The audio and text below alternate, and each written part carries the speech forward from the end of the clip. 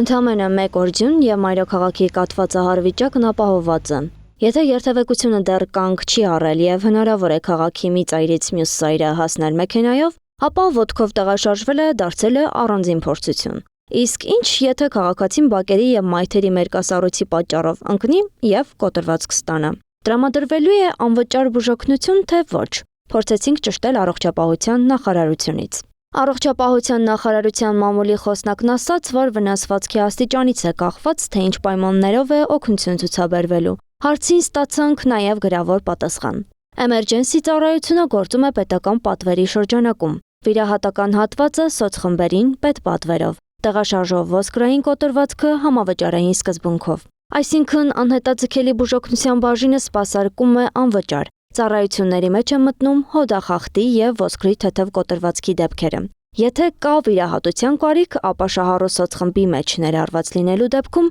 վիրահատությունը պետպատվերով է կատարվում։ Համավճարը այն գումարն է, որը հիվանդը վճարում է պետության կողմից սահմանված գնի եւ տվյալ բուժօգնության իրական ծախսի տարբերության չափով։ Այսինքն, որոշ դեպքերում բուժօգնությունը պետական երաշխիք ունի, սակայն դրա ամբողջական արժեքը պետությունը չի փոխհատուցում, եւ քաղաքացին ստիպված է վճարել տարբերությունը։